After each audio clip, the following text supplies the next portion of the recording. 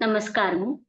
YouTube ఇక్కడ జూమ్‌లో ఉండే వాళ్ళకందరికీ నా నమస్కారాలు. యూట్యూబ్‌లో వీక్షించే వాళ్ళకందరికీ నా నమస్కారాలు. ఈరోజు నేను ఈ నా పేరు సునీత రమేష్.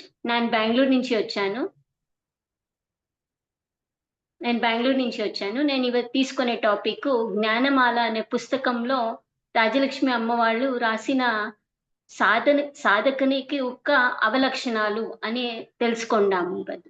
ఆ సాధకునికి యొక్క అవలక్షణాలు అనేది దాని గురించి తెలుసుకుంటాం. ఇప్పుడు ధ్యానం ధ్యానం అంటే జ్ఞానం. జ్ఞానం అంటే మోక్షం. ఆ మోక్షం పొందాలంటే మనము ఈ అవలక్షణాలన్నీ మనము తొలగించుకోవాల. అది ఎలా సాధ్యం అంటే ధ్యానం. ధ్యానం చేసేదాని నుంచి మనకేమైతుంది మనస్సు శుద్ధి అయితుంది. మనస్సు శుద్ధి అయ్యే కొద్దీ మనలో శక్తి పెరుగుతుంది. అప్పుడు బుద్ధి వికసిస్తుంది. అప్పుడు ఆ బుద్ధి వికసించే కొద్దీ మనం మంచి పనులే చేస్తాం.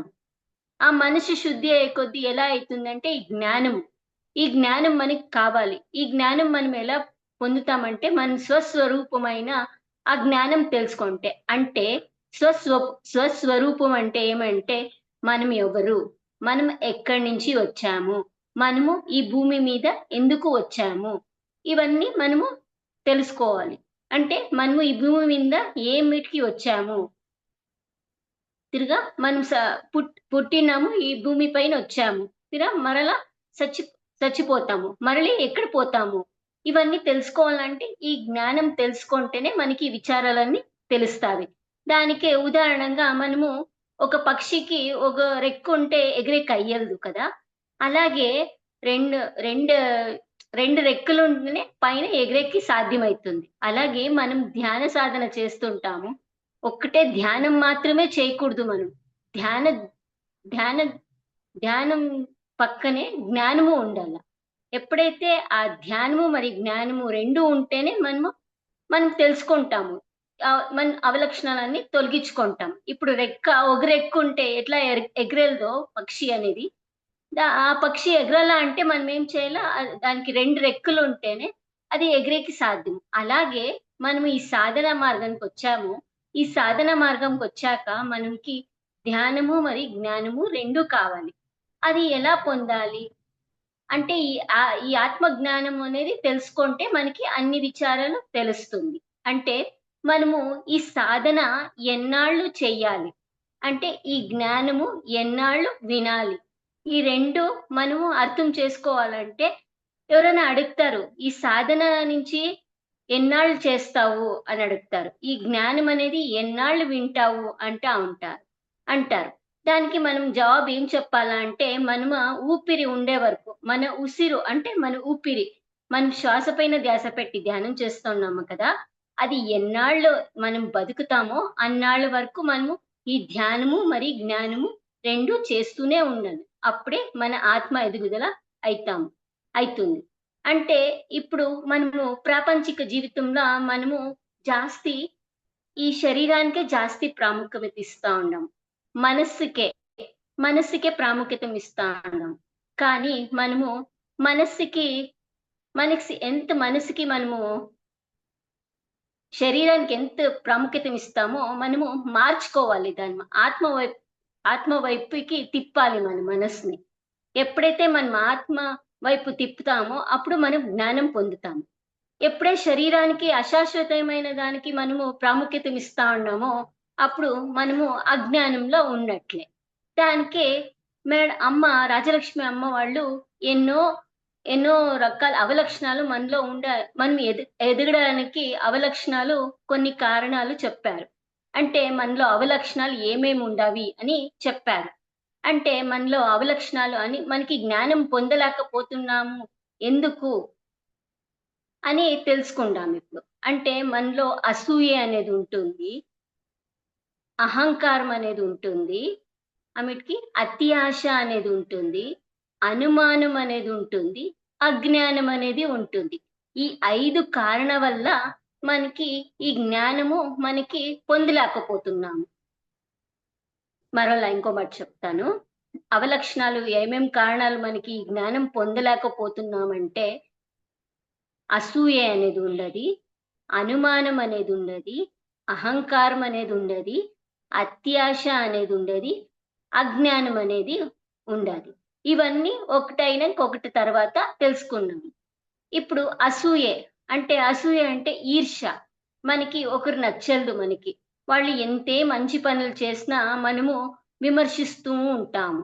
ఎలా అంటే వాళ్ళు వాడేమో చేశాడు ఒకటి ఈ ధ్యానం క్లాస్ చెప్పాడు అనుకోండి ఉదాహరణకి. ఆ జ్ఞానం క్లాస్ చెప్పాక ఓహ్! వాడేం చెప్పాడో దానిలో చూసి, దీనిలో చూసి వాడు చెప్పాడు. దాని నుంచి ఏమి ప్రయోజనం లేదు. వాడేం చేస్తాడు, వాడేం గొప్ప అని మనము ఈర్ష్య చెప్తా ఉంటాం. విమర్శిస్తూ ఉంటాం. వాడు ఎంతే మంచి పనులు చేసినానో మనం విమర్శిస్తూనే ఉంటాం. అట్లా విమర్శించకూడదు. ఎవరినే కానీ మనము ఎవరికి కానీ మనము నువ్వలా అంటే మనకి వాళ్ళు నచ్చలేదు. దానికి మనమేం చేస్తాము, వాళ్ళు వాళ్ళు ఏం కావాలా, వాళ్ళు నాశనం కావాలా, మనకి ఇష్టమయ్యేది ఆ వ్యక్తి మనకి. అప్పుడేం జేస్తాం మనము, అయ్యో! వానిలో ఏం టాలెంట్ ఉంది. వాడు ఏం గొప్ప పని జేస్తాడు. అక్కడుండేది ఇక్కడ చూసుకొని చెప్పాడు. ఇక్కడుండేది అక్కడ చూసుకొని అన్ని కాపీ చేసుకొని చెప్తా ఉండడు. ఇప్పుడు మనం 2 మనుషులు కలిసినాక ఏం చేస్తామంటే ఇప్పుడు ఫంక్షన్స్‌కో ఎక్కడైనా పోయింటామనుకోండి. ఇద్దరు మనుషులు కలిసారంటే మూడో వ్యక్తి ప్రస్తావమే తీస్తా ఉంటారు. వాడు అలా చేశాడు. వీడు ఇలా చేశాడు. అంటే వాడిని చూస్తే నాకు నచ్చలేదు వాడు. వాడు ఎట్లాంటి వాడు అంటే వాడు మాకి మాకి తొందరిస్తా ఉండాడు. అంటే వాడు మంచి పనులు చేసినాను వాడు ఎలా అంటే వాడు బాగా ఎదుగుతా ఉంటాడు. బాగా మంచి మంచి పనులు చేస్తా ఉంటాడు.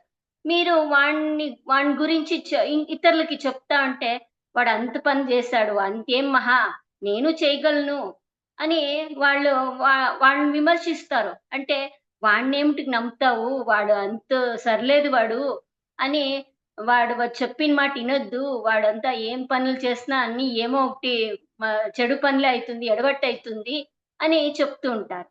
అది అది ఈర్ష్య ఉండే దాని నుంచి మనము ఇప్పుడు ఈ ధ్యాన మార్గం రాకోకుండా ముందు మన్ మనమంతా అందరూ అలాగే చేస్తా ఉంటాం. ఈర్ష్యే.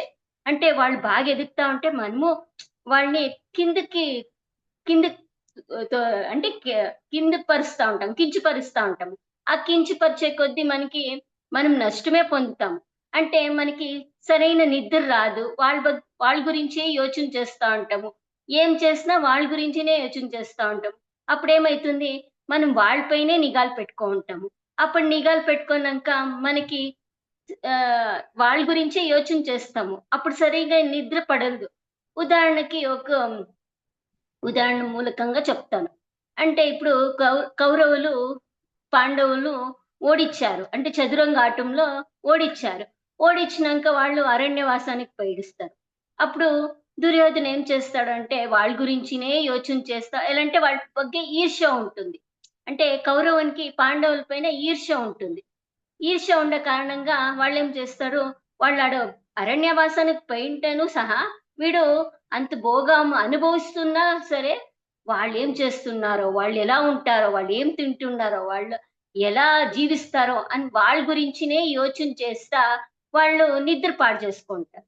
అంటే చూడండి ఈ సృష్టిలో మనము ఎవరు పత్రిజీ ఏమన్నారంటే, మనం ఎవరి గురించిను నో జడ్జ్‌మెంట్, నో కామెంట్. అంటే మనం ఎవరి గురించిను మనము ఎవరికీ కామెంట్ చెప్పకూడదు. అంటే వాళ్ళిలా, వాళ్ళట్లా, వీళ్ళిట్లా అంటే మనం వాళ్ళ చెడు లక్షణాలే చూస్తా ఉంటాం. వాళ్ళ మంచి గుణాలు మనం చూసేదు. ఆ చెడు గుణాలనే మనం తీసుకుంటా ఉంటాం. దానికి మనకి వాళ్ళ ಬಗ್ಗೆ ఈర్ష్య వస్తుంది. ఈర్ష్య వచ్చే కొద్దీ మనం నష్టపోయేదే మనమే. ఇప్పుడు పత్రిజీ సార్ ఏమంటారంటే, "నో జడ్జ్‌మెంట్, నో కామెంట్." ఎవరిది మనకు అనవసరం వద్దు. అంటే వాడు ఆత్మస్వరూపుడే, నేను ఆత్మస్వరూపుడే. ఇద్దరూ ఒకటే అయినప్పుడు మనం ఎలా విమర్శించాలా? అంటే ఈ జ్ఞానపరమైన విషయాలు మనకు తెలుసుకుంటుంటే, మనం అంటే సరైనంగా జీవిస్తాం. అంటే ఈ ఈ అసూయ అనేది మనకి పోవాలంటే తీవ్రమైన ధ్యాన సాధన చేయాలి. ఇట్లా జ్ఞానపరమైన విషయాలు వింటుంటే మనము అసూయ పడము. ఎలాంటే ఏమైతుందంటే వాడు అసూయ పడినవాడు వాడే నష్టపోతాడు. వాడు బాగానే ఉంటాడు. వాడి పైన విమర్శిస్తుంటారు కదా! విమర్శిస్తున్నాను వాళ్ళు బానే ఉంటారు. వీళ్ళే నష్టపోయేతారు. దానికే మనము ఎవరి బగ్గెను మనము చెడుగా మాట్లాడకూడదు.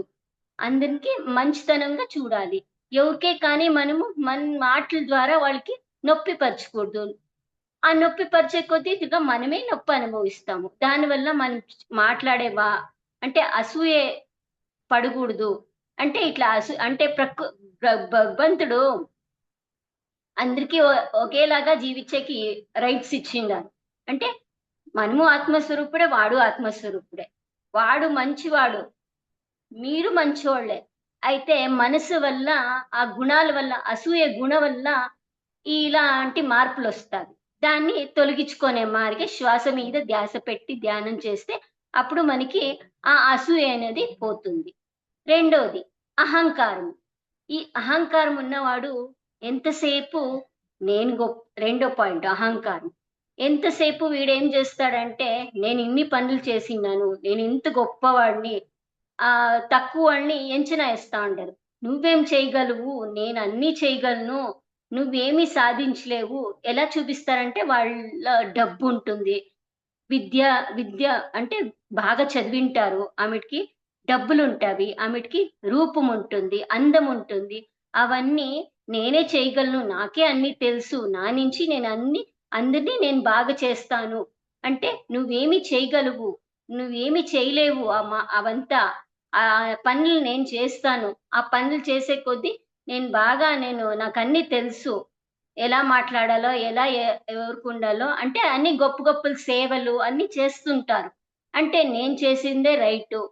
నువ్వు చేసిందే అన్ని తప్పులు. నేనే కరెక్టు అని వేరే వాళ్ళని కించపరుస్తా ఉంటారు. వాళ్ళ ఫ్రెండ్సు ఒకరొంతు సలహాలిచ్చినాను, నీకేం తెలుసు? నాకే అన్నీ తెలుసు. నాకు తెలియకోకుండా నీకు తెలుసా?" ఎలా అంటే వాళ్ళకి అంత అహంకారం ఉంటుంది. ఎలా అంటే డబ్బు వల్ల, రూపం వల్ల, పదవి వల్ల అంతా వాళ్ళు అట్లా చూపిస్తా ఉంటారు. అట్లా చూపిచ్చే కొద్దీ వాళ్ళలో ఏమైతుంది అంటే, వాళ్ళు ఎవరిని నమ్మలేదు. ఆ నమ్మకోకుండే దానికి సరైన మిత్రులు ఉండలేదు. ఒక మంచిది సలహా ఇచ్చేకపోతే, "ఆహా! నీకేం తెలుసు? నాకన్నీ బాగా తెలుసు. నువ్వేం చెప్పగలవు?" అని అంటారు. అది అతి తప్పు. అంటే వాళ్ళ సలహాని వాళ్ళు స్వీకరించలేదు. ఇప్పుడు పత్రిజీ సార్ ఏమంటారంటే, అహంకారం ఉండేవాళ్ళు ఏం చేయాలంటే, అందరి సలహాలు తీసుకోవాల. మనకిన్న చిన్నవాళ్ళైనా సరే, మనం అంటే వాళ్ళ గురించి మనము మనం అంటే సలహాలు తీసుకోవాల. అంటే వాళ్ళ సలహాలు మనకింకా కొంచెం హెల్ప్ కావచ్చు. అంటే మనదే కరెక్టు, మనదే రైటు అనుకోకుండా వాళ్ళ సలహాను వినాల. వాళ్ళ సలహాలు ఇనుకొనేసి మన జీవనంలో అలవరుచుకోవాల. అలవరుచుకున్నప్పుడు మనలో మార్పులొస్తాయి. అది ఇడిసి నేను గొప్ప, నేనింత పని జేశాను, నీకేం తెలుసు అని కించపరిచేది తప్పైతుంది అని అహంకారం అనేది ఈ అహంకారం ఉండే వాళ్ళకి సరైన మిత్రులుండరు. ఆ సరైన మిత్రులు లేకుండే దానికి వాళ్ళు ఏం చేసినా వాళ్ళకి అప్పుడు బానే ఉంటుంది. తిరిగా ఆ పశ్చాత్తాపం వాళ్ళు అనుభవిస్తారు. దానికే ఇవన్నీ మార్చుకోవాల మనం. అంటే అసూయ ఉండేవాళ్ళకి సరైన నిద్ర రాదు. ఈ అహంకారం ఉండేవాళ్ళకి సరైన మిత్రులు ఉండరు. దానికి మనము అహంకారం అనేది మార్చుకోవాల మన జీవితంలో. ఇంకా మూడోదొచ్చేసి అనుమానం. ప్రతి దాని మీద అనుమానం. అంటే అనుమానం అంటే ఎలా అంటే ఇప్పుడు భార్య పైన, బిడ్డల పైన, అంటే ఫ్రెండ్స్ పైన, రిలేటివ్స్ పైన ఏమైనా చెప్పినా అనుమానం దృష్టితో చూస్తారు. ఉదాహరణకి పెళ్ళాం ఎక్కడైనా పోయుంటుంది. కొంచెం లేట్‌గా వచ్చిందంటే, "నువ్వెక్కడ పోయావు? ఎక్కడి నుంచి వచ్చావు?" ఇలా ఎన్నెన్నో ప్రశ్నలు అడుగుతారు. ఆమెటికి ఒక ఫ్రెండ్ గాని వాళ్ళ ద్వారా వాళ్ళకేమైనా హెల్ప్ కావాల్సి ఉంటుందేమో, వాళ్ళు వీళ్ళెనకే పారాడుతా ఉంటారు. అప్పుడు పారాడుతా ఉండే కొద్దీ ఏమైతుంది అంటే, అప్పుడు ఏమో వీనికి నా నుంచి ఏమో కావాల్సి పట్టింది. దానికే వాడు నా ఎనకాలే పారాడుతున్నాడు. వాడికి ఏమో వాడికేమో కావాలి. దాని నుంచి నా ఎనకే ఒక అనుమానం దృష్టితో చూస్తారు. అంటే యావది సరి, యావది తప్పు అని మనకి తెలిసెల్దు. మనము సద్గురుల ద్వారా ఈ ముఖాంతరంగా మనకి ప్రతి ఒక్కటి అర్థమైతా ఉంటుంది. మన అనుమానం పడగూడదు ఎవరి పైన అని అర్థమవుతుంది. ఇప్పుడు పత్రిజీ సార్ చూడండి. ఈ మార్గంలోకి వచ్చాకపోతే మనము ఆ సత్యాన్ని వాళ్ళు బోధిచ్చారు. ఆ సత్యాన్ని బోధిచ్చి మనము గుడ్డిగా నమ్మి ఈ మార్గానికొచ్చిన్నాం. ఈ మార్గానికి రాకపోతే మనకి అనిపిస్తా ఉంటుంది తేడా. ఈ మార్గం సత్యమైన మార్గము. ఇదేమో తేడా ఉంది. ఆ తేడా మనం తెలుసుకోవాలి అనే ఉద్దేశంతో మనం ఈడొచ్చినాం. ఎలా అంటే సత్యాన్ని నమ్మినాం. ఆ పత్రిజీ సార్ చెప్పిండేది సత్యమైన మాటల ద్వారా మనము అర్థం చేసుకొని మనం ఈ మార్గంకు వచ్చాము. దానికే అంటే మనము అనుమానం పడలేదు. ఎలా అంటే అది సరైన సత్యమైన మార్గము దానికి మనము అనుమానం పడలేదు. దానికే ఈ రూపంలో మనము ఇది అనుమానం అనేది మనము తొలగించుకోవాలి. ఎలా సాధ్యమంటే ఈ ధ్యాన సాధన, ఈ జ్ఞానపరమైన విషయాలు విన్నాక మన జీవనంలో అలవరుచుకున్నాంక అంటే మనం పాటిస్తే మనకి ఒక్కొక్కటి మనం ఏం మార్చుకోవాలి? ఎలా యావ గుణం మనం మార్చుకుంటే మనకి ఎదుగుతాము అనేది అన్ని విచారాలు మనం తెలుసుకోవాలి. ఇంక మూడోది వచ్చి నాలుగోదొచ్చి అతి ఆశ. అతి ఆశ అంటే ఆశ ఉండాలా. ఎంతుండాలో అవసరమైనంత ఆశ ఉంటే ఏమీ తప్పేం లేదు. తీవ్రమైన కోరిక అంటే ఆశ ఉంటుంది. కోరిక అంటే ఒక బిల్డింగ్ ఉంటుంది. ఒక బంగారం ఉంటుంది. ఇంకా ఒక డబ్బుంటుంది. ఇంకా ఇంకా సంపాదిచ్చాలా, ఇంకా నాకు కావాలా, ఆ కార్ ఇంకా కొత్త మోడల్ కారుంది. అది కావాలా దానికి ప్రయత్నించాలా. ఆమెటికి పెద్ద పెద్ద బిల్డింగ్‌లుంటావి. అయినా ఇంకా కావాలా, దాన్ని పడు పెట్టుకో అది నాన్ దాన్ని పెట్టుకో అంటే నేను అది తీర్చుకోవాలా, ఆశను తీర్చుకోవాలా. అవసర అవసరాలకి మించింది మనం కోరుతున్నాం. అది మనం కోరరాదు. అది కోరితే మనకి దుఃఖమే అయితుంది. ఉదాహరణకి ఈ ఈ ఏడాది మనకి 10,00,000 మనకి ప్రాఫిట్ వచ్చింటుంది అనుకోండి. 10,00,000 ప్రాఫిట్ వచ్చింటే మనం ఏం చేస్తాము, మనకి సంతోషమైతుంది. ఆహ్, ఆహ్, అవసరం మించిందే వచ్చింది అని మనము ఆనందం పడతాము.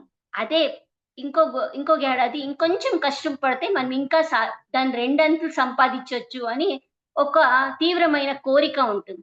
ఆ కోరిక ఉన్నప్పుడు ఏమైతుంది అంటే, అప్పుడు ఏమైతుందంటే తీరితే శాంతిగా ఉంటారు. అది తీరకపోతే ఎంత దుఃఖపడతారో. దానికే దాన్ని మించింది మనం చేయరాదు. అది అతి ఆశ అయిపోతుంది. అతి ఆశ అయ్యే కొద్దీ మనలో ఒక ఏమైతుంది అంటే మనకి ఆ ఆశ తీరలేకపోతే మనకి నిరాశ అయితుంది. అది ఎప్పుడు శాంతనేది ఉండదు. శాంతి కావాలా మనకి, నెమ్మది కావాలా, తృప్తిగా ఉండాలా. మనం ఏం కావాలా మన జీవితంల ఒక ఒక రొట్టె, ఆవకాయ ముక్క ఉంటే చాలు కదా! అని పత్రిజీ సార్ అంటనే ఉంటారు ఎప్పుడూను. ఎలా అంటే ఆవకాయ ఒక రొట్టె, ఆవకాయ తొక్కు తింటే సాలదా? ఇంకా 5 స్టార్ హోటల్‌ల అవన్నీ కావాలా మీకి? మించిండేదొద్దు మనకి. ఎంత భగవంతుడు ఒక అర్హత అనేది ఇచ్చింటాడు. మనకి వచ్చిందంటే ఇంతే వచ్చేది మనకి. జాస్తి రాదు. మన అర్హత పట్టి మన జీవితాలుంటవి. అంటే ఇప్పుడు మనం ఎంతే ప్రయత్నిస్తాము. ప్రయత్నిస్తే మనకి అది ఫలితము ఒక్కొక్క మాట వస్తుంది. అర్హత ఉంటే వస్తుంది. అర్హత లేకపోతే మనం ఎంతే సర్కస్ చేసినా మనకి అర్హత అనేది సంపాదించేకి అవెళ్దు. మనమేం జేస్తాము అంటే మనకి తీరని దుఃఖము అయితుంది. దానికే మనము ఈ అతి ఆశ అనేది మనము తొలగించుకోవాల. ఈ అతి ఆశ మనకి శాంతనేది ఉండదు. నెమ్మదనేది ఉండదు. మనము ఎంత చేసినా ఇంకా రావట్లేదే. ఎంత ప్రయత్నం చేశాను. ఎంతెంత లోన్ చేసేసాను.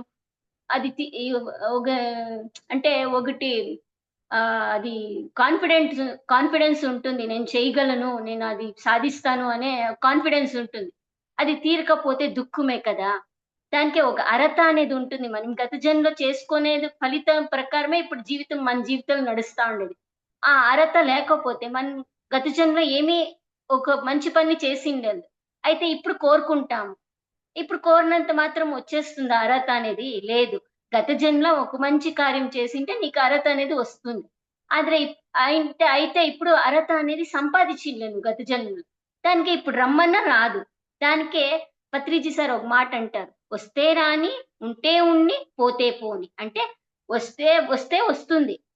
ఉంటే ఉంటుంది మన దగ్గరే. పోతే పోయిడుస్తుంది. అంటే మనము యావదానికి బాధపడకూడదు. నాకు చిక్కు లేదే, నాకీ పదవి రాలేదే, నాకీ సంపాదన అంటే కోరిక పైన ఇది రాలేదే అని మనము ఆలోచించాలి. ఇంకా ఐదో పాయింట్. ఈ ఐదో పాయింట్ ఏమంటే అజ్ఞానం. ఈ అజ్ఞానం ఉండే వరకు మనకి ఎంత ఇదైతుంది అంటే, మనకి జ్ఞానపరమైన విషయాలు మనకి తెలుసండి. ఈ అజ్ఞానం ఎట్లా అంటే, ఇప్పుడు శరీరం నేను కాదు అని పత్రిజీ సార్ చెప్పారు. శరీరం కాదు, నేను ఆత్మ అని చెప్పారు. అయినా సహా అది వాళ్ళు శరీరానికే జాస్తి ప్రాముఖ్యతనిస్తా ఉన్నారు. శరీరంకే ఎంత కావాలో అంత శరీరానికి జాస్తి ప్రాముఖ్యతనిస్తూ, ఆ శరీరంకే అంటే మనము ఆత్మ వైపుకి తిప్పుతా ఉండ్లే మన మనసంతా. మనము శరీరానికే, శరీరాన్ని బాగుండాలా, శరీరాన్ని బాగా పెట్టుకోవాలా, దాన్ని ఉన్నత స్థాయికి తీసుకుపోవాలా అని ఇది అశాశ్వతమైనది. ఇది బూడిదయ్యేదే. ఆ బూడిదయ్యేదాని కోసము మనము ఎన్నెన్నో ఆస్తులు సంపాదిస్తా ఉండాము. ఎన్నెన్నో కోట్ల కొద్దీ సంపాదిస్తా ఉండాము. అన్నీ వదిలిపోయేదే. వచ్చేటప్పుడు ఏమీ తీసుకురాలే. పోయేటప్పుడు మనం ఉత్తి చేతిలో పోతాం. మనం తీసుకోపోవాల్సినది ఈ ధ్యానం మరి జ్ఞానం. ఇలాంటి విచారాలన్నీ మనం తెలుసుకుంటా ఉంటే మన జీవితము బాగుంటుంది. పత్రిజీ సార్ ఏమన్నారంటే, "నువ్వు దేహం కాదు, నువ్వు ఆత్మ" అని చెప్పారు. అంటే నువ్వు దేహం అన్న ఆత్మ అని చెప్పినాక మనము అయినా విగ్రహారాధనే చేస్తా ఉన్నాం. ఆ విగ్రహారాధన తప్పు అని విగ్రహారాధన దాంట్లో ఏమి ఫలితం లేదు. దానికి రూపం లేదు. నామ రూ రూపమే లేదు దానికి. ఆ పరబ్రహ్మ స్వరూపము 84,00,000 జీవరాశిల్లో మానవ సైతంగా ఆత్మ మనలోనే ఉంది. మనలోనే వండుకొని మనము ఊరంతా తీర్థయాత్రలు చేస్తాము. అక్కడ ఇక్కడ పుడుకుతాము. ఆ భగవంతుడు అక్కడుండాడు, ఇక్కడుండాడు, గుడిలోనే ఉండాడు, దేవాలయంలోనే ఉండాడు, ఆమెకి చర్చ్‌లో ఉండడు, మసీదీలో ఉండడు అని ఎన్నెన్నో ప్రార్థనలు చేస్తాము. ఎన్నెన్నో ప్రయత్నాలు చేస్తున్నాము. కానీ భగవంతుడనేవాడు నీలోనే ఉండాడు. అంటే ఆత్మగా ఆత్మ అంటే సాక్షాత్ భగవంతుడు. ఇప్పుడు ఆ భగవంతుడు నీలోనే ఉన్నప్పుడు నువ్వు ఎక్కడెక్కడో ಹುಡುಕ್తే ఎంత అజ్ఞానం కదా! దానికే అజ్ఞాని తొలగించుకోవాలి. ఈ ఈ అజ్ఞానం తొలగించుకోవాలంటే మనము ఈ ఆత్మజ్ఞాన సంబంధిత పుస్తకాలు చదవాలి. ఈ సజ్జన సాంగత్యాన్ని చేయాలి. ఆ సజ్జన సాంగత్యం చేసినప్పుడు మనకి ప్రతి ఒక్క విచారము అర్థమవుతుంది. మనం ఎలా జీవించాలి? మనం ఎలా మాట్లాడాలి? మనం ఎలా మనం ఎలా జీవించాలి? మనం సృష్టి విరుద్ధంగా జీవించకూడదు. సృష్టి ధర్మంగా జీవించాలా. ఈ విచారాలన్నీ తెలుస్తా ఉన్నప్పుడు మనకి ఒక్కొక్కటే అర్థమవుతా ఉంటుంది. అంటే ఇప్పుడు పత్రిజీ సార్ వీడియోస్ కానీ, రాఘవరావు సార్ వీడియోస్ కానీ, రాజలక్ష్మి అమ్మ వీడియోస్ అంటే వాళ్ళంతా ఇంటుంటే మనకి సత్య జ్ఞానం తెలుస్తా ఉంటుంది. అంటే పత్రిజీ సార్ ఎన్నో పుస్తకాలు చదివి దాన్ని అవగాహన చేసుకొని మనకి ఎంత అద్భుతమైన జ్ఞానం ఇచ్చారు. మనం ఆ పుస్తకాలు చదివితే మన జీవితంలో మనం ఏమేం తప్పు చేశామో, ఆ తప్పులన్నీ మనము గుణాల్ని మార్చుకోవాల. అప్పుడు గుణాలు మార్చుకునే కొద్దీ మనలో ఎన్నో మార్పులొస్తావి. అప్పుడు మనం చేయకూడని పనులు చేసే పనులే చేస్తాము. అప్పుడు చేసే పనులు చేస్తే మనం బాగా ఎదుగుతాము. ఈ రీతి మనము ఎప్పుడైతే మనం ఈ ధ్యానము మరి జ్ఞానం తెలుసుకొని, ఈ సద్గురువుల ముఖాంతరం మనం తెలుసుకొని, మనం అజ్ఞానం తొలగించుకొని, జ్ఞానపరమైన ఎదిగి, మనం తెలుసుకోండే జ్ఞానము 10 మందికి చెప్పాలి. ఎప్పుడైతే మనం ఇది చెప్తామో అప్పుడు మనము జ్ఞానవంతమైతాము. అంటే మనము మనస్ మనం మన ఆత్మ ఉద్ధరణము కోసమే మనం ఇవన్నీ మనం తెలుసుకోండేకి సృష్టికి ఇవ్వాలి మనం. మనమే పట్టుకోకూడదు. అప్పుడు మనం అజ్ఞానులు. మనం ఎప్పుడైతే ఈ జ్ఞానం పంచుతామో మనము ఆ జ్ఞానాన్ని అందరికి పంచే కొద్దీ మనం ఆ విశ్వేశ్వరుడిని మెచ్చినట్లయితుందంట. మనము విశ్వేశ్వరుని మెచ్చేది కాదు. లోకేశ్వరుడు మనల్ని మెచ్చాలి. అంటే మనమేం చేస్తా ఉన్నాము, మనం లోకుల కోసము ప్రయత్నిస్తాం. లోక జనాలు అంటే వేరేవాళ్ళు మెచ్చాలి అని మనం ఆ ప్రయత్నం చేస్తా ఉన్నాం. ఆ ప్రయత్నం చేయకోకుండా మనము లోకేశ్వరుని మెచ్చే పని చేయాలి. అంటే భగవంతుడు మెచ్చే పని మనం చేయాలి. అంటే ఇట్లా జ్ఞానపరమైన విషయాలు తెలుసుకొని, ఆ సద్గురువుల మూలకంగా తెలుసుకొని, మన జీవితంలో అలవడించుకొని, మనము చేసే మనం మాట్లాడే మాట, మనం నడవడిక, మనం జీవించే విధానము, మన లోపాలు మనం సరిజేసుకోవాలి కానీ, ఇతర లోపాలు పుడికేది కాదు. ఆ ఇతర లోపాలు పుడికినప్పుడు మనము చెడ్డోళ్ళైతాము. మనం చెడ్డోళ్ళైతాం. మన లోపాలు మనం సరిజేసుకుంటే వాళ్ళే వచ్చి మనలో అడుగుతారు. "నువ్వు ఇంత మారావా? ఇంత ఈ ధ్యానంలో అంత శక్తి ఉందా? ఆ శక్తి ఆ ధ్యాన శక్తి అంతుందా మీకి?" అని చెప్పనప్పుడు అప్పుడు మనకేమైతుంది ఆశ్చర్యమైతుంది. అప్పుడు మనములు చూసి వాళ్ళు నేర్చుకుంటారు. వాళ్ళు ఈ జ్ఞానానికొచ్చి వాళ్ళు వాళ్ళలోనూ ఎన్నో మార్పులొస్తావి. అప్పుడు మనం ఇవన్నీ ఈ జ్ఞానపరమైన విషయాలు వినాలా అంటే ఆ సద్గురువులు మన జీవితంలో వచ్చాకే మనకి విచారాలన్నీ తెలిసింది. ఈ ప్రాపంచికం జీవితంలో ఉంటే మనకి ఎంత అజ్ఞానంలో ఉంటామంటే మనం ఏం చేస్తా ఉన్నాం, మనం సరి చేస్తా ఉన్నామో, తప్పు చేస్తా ఉన్నాం, మనకి ఏమీ తెలుస్తా ఉండలే. ఆ సద్గురువులు చెప్పే మాట ప్రతి మాట విని మన తెలుసుకుంటే మాత్రం సాలదు. తెలుసుకొని ఆచరించాలి. ఎప్పుడైతే మనం ఆచరిస్తామో మనము అజ్ఞానం తొలగించుకుంటాం. ఎప్పుడైతే అజ్ఞానం తొలగించుకుంటామో అప్పుడు మనకి అంత జ్ఞానం వస్తుంది. మనకి జ్ఞానపరమైన విషయాలు తెలుసుకోవాలంటే ప్రతిరోజు రాఘవరావు సార్ జూమ్ నుండి అటెండ్ అయితే మనకి ఈ అజ్ఞానం తొలగే మార్గము, విషయాలన్నీ తెలుస్తా ఉంటుంది. ఆమెకి ప్రతి నెల 1, 2, 3 భీమవరంకి పోతే అప్పుడు మనకి ఈ సాధన చిక్ సాధన చేసే పట్టు మనకి చిక్కుతుంది. ప్రతిరోజు ప్రతిరోజు జూమ్‌లో అటెండ్ అయితే మనకి మనకి జ్ఞానంలా పట్టొస్తుంది. ఎప్పుడైతే ఆ 2 మనము మన జీవితంలో ఒక భాగంగా అలవడించుకుంటామో, అప్పుడు మన జీవితంనే మనం మార్చుకుంటాం. అంటే మన సమస్యలకి, దుఃఖాలకి కారణం మనమే. వేరే ఎవరో కాదు. మనం ఈ ధ్యాన మార్గం రాకోకుండా ముందు వాళ్ళు కారణము, వీళ్ళు కారణము అని అనుకుంటా ఉంటాం. అస్సలు వాళ్ళు కాదు. మనం చేసుకొండే కర్మ కొద్దీనే మనం ఇప్పుడు అనుభవిస్తున్నాము. దాన్ని మనం సరిదిద్దుకోవాలి. అంటే ఈ జ్ఞానపరమైన విషయాలు మనము మన జీవితంలో అన్నీ తెలుసుకుంటూ పోతా ఉంటే, అప్పుడు మనం సరైన విధానం జీవిస్తాము. అప్పుడు మనము అజ్ఞానం తొలగించుకుంటాము. అజ్ఞానం తొలగే కొద్దీ మనలో మార్పులొస్తావి. అప్పుడు మనం మనల్ని అందరూ గౌరవిస్తారు. ఎప్పుడైతే ఈ జ్ఞానపరమైన విషయాలు మనం వింటూ ఉంటే వినగా మెల్లగా మనం ఏం చేస్తామంటే మనము మంచిగా మారిపోతాము. అంటే మనము ఆత్మకి జాస్తి ప్రాముఖ్యతమియ్యాల. మన శరీరానికిస్తే మనము అజ్ఞానులు అంటారు. మనం ఎప్పుడైతే మనం ఆత్మకి వాల్యూ ఇస్తామో, అప్పుడు మనం ఇప్పుడు ఈ జీవితము బావుంటుంది. ఇహలోక జీవితము బావుంటుంది.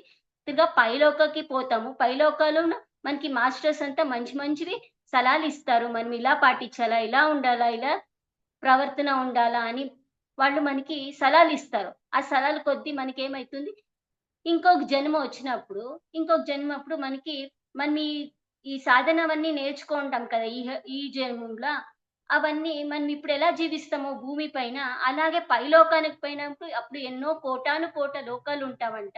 అక్కడను మనము బాగా మాస్టర్సొచ్చి మనకి బాగా హెల్ప్ చేస్తారంట. అన్ని సలహాలు, సూచనలు అన్నీ ఇస్తారు.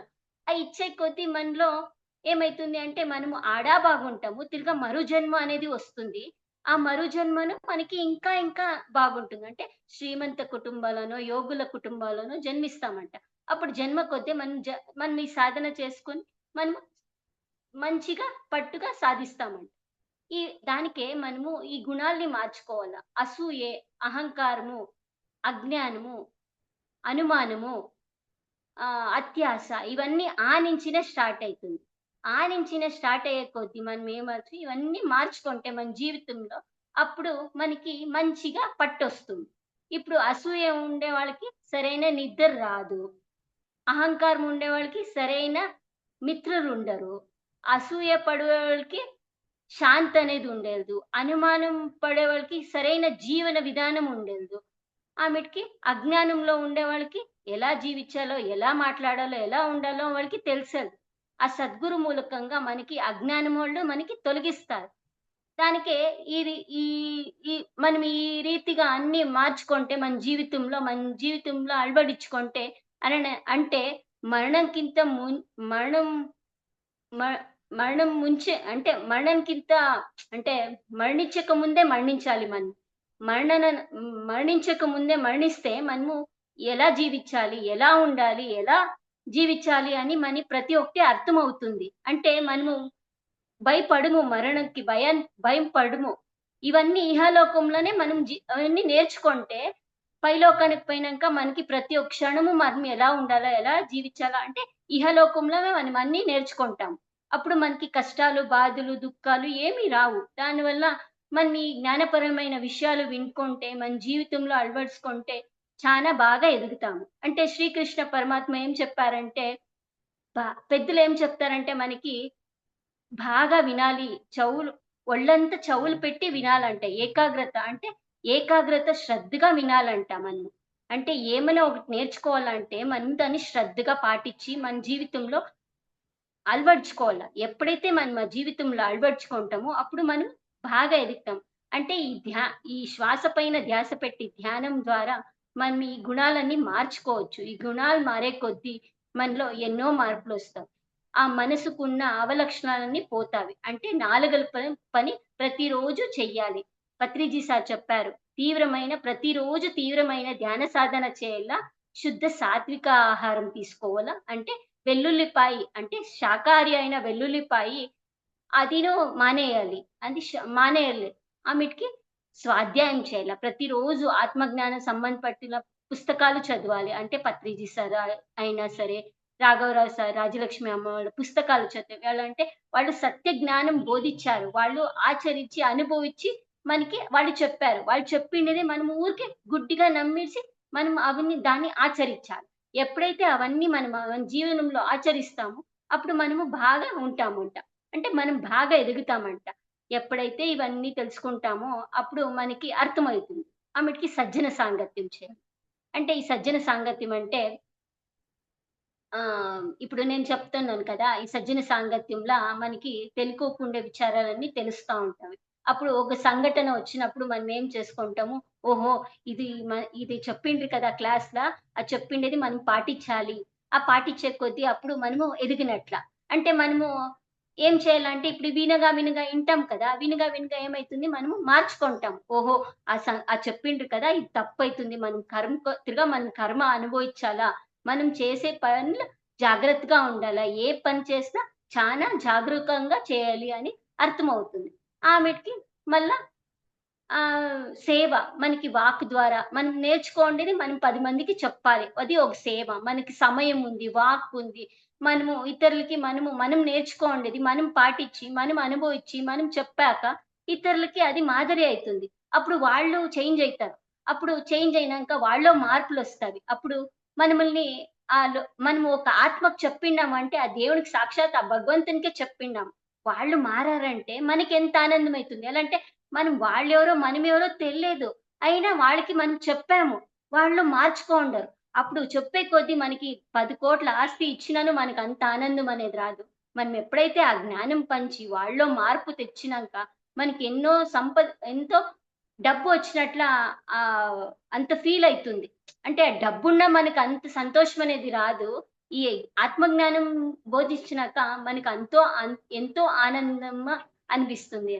దానికే ఈ 4 పనులు ప్రతిరోజు ఎవరైతే ఇవన్నీ సాధిస్తారో వాళ్ళు జీవితంలో బాగా ఎదుగుతారు. ఈ బాగా ఎదిగే కొద్దీ మనలో ఎన్నో మార్పులొస్తాయి. దానికి ఆత్మజ్ఞానం పుస్తకాలు ప్రతిరోజు ఒక గంట సేపైనా ఆ పుస్తకాలు రాఘవరావు సార్, రాజలక్ష్మి అమ్మ వాళ్ళది పుస్తకాలు ఎంత ఈజీగా అంటే చిన్న పిల్లలు సహా దాన్ని చదవగలుగుతారు. అంటే అంత అర్థంగా ఉండదు. మనం ఇప్పుడు మాట్లాడే భాషే ఎలా ఉంటుందో అలా వాళ్ళు మనకి ప్రతి ఒక్క పాయింటు అంత వివరణ ఇచ్చి అంత శక్తి ఉంది దాంట్లో. అంత బాగా చెప్పారు. అవన్నీ మనం మనం ఏమేమిటికో స్పెండ్ చేస్తామంట. షాపింగ్ అంట, ఫంక్షన్స్ అంట, దానికి దీనికి.